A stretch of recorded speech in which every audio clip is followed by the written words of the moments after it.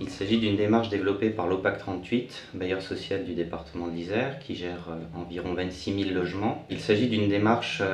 qui vise à faire en sorte que les objectifs qu'on s'était assignés lors d'opérations de construction neuve ou d'amélioration soient atteints une fois les opérations livrées, partant du constat que généralement, en fait, quand on laisse vivre une opération, on constate 1 an, 2 ans, 3 ans après que finalement,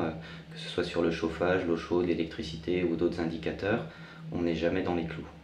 L'OPAC 38 a développé en lien avec la LEC et la GEDEN, donc la LEC, l'Agence locale de l'énergie et du climat de Grenoble, et la GEDEN, des outils qui permettent de s'assurer du bon passage de témoins entre les équipes qui à un moment donné conçoivent, réalisent les opérations et les équipes qui les auront en charge par la suite, qui les géreront et qui les exploiteront. Donc on a développé des outils qui permettent à la fois de mieux décrire le contenu des installations, comme une sorte de passage de témoin justement comme je l'évoquais tout à l'heure, et des outils aussi qui permettent de s'assurer que ce passage de témoin se fait dans des bonnes conditions, c'est-à-dire que finalement les réglages sont clairement faits, précis, définis, qu'il y a tous les outils de comptage au bon endroit, au bon moment, pour juste permettre une bonne exploitation et l'atteinte des objectifs de performance par la suite.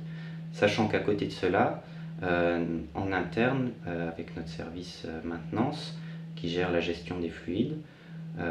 et toujours en lien avec l'Agence locale de l'énergie et du climat et la GEDEN, on développe des outils de suivi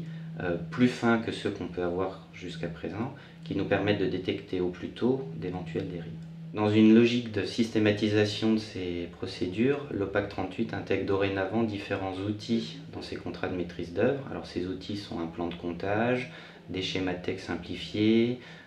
une checklist de points à vérifier en phase de réception, par exemple. Donc autant d'outils qui sont intégrés au contrat des maîtrises d'œuvre, qui nous permettent d'assurer leur pérennité et leur utilisation dans le temps. Le comité de résidence est en fait une instance de suivi partagé des performances du bâtiment, c'est-à-dire qu'on fait un suivi et qu'on pose sur la table, sachant qu'autour de la table il y a différents acteurs, que sont les habitants, les équipes de l'OPAC 38, les entreprises de maintenance et les équipes de conception, qui chacune ont un rôle dans l'atteinte des objectifs de performance. Et donc ce suivi partagé permet de pointer les dysfonctionnements éventuels et d'identifier les solutions ensemble et du coup les acteurs qui doivent les mettre, sachant que pour une même problématique, il peut y avoir aussi une responsabilité partagée entre guillemets. Si je prends l'exemple du chauffage, on peut consommer trop de chauffage parce que l'exploitant a une courbe de chauffe qui est un peu trop élevée et du coup chauffe trop les logements, parce que les habitants,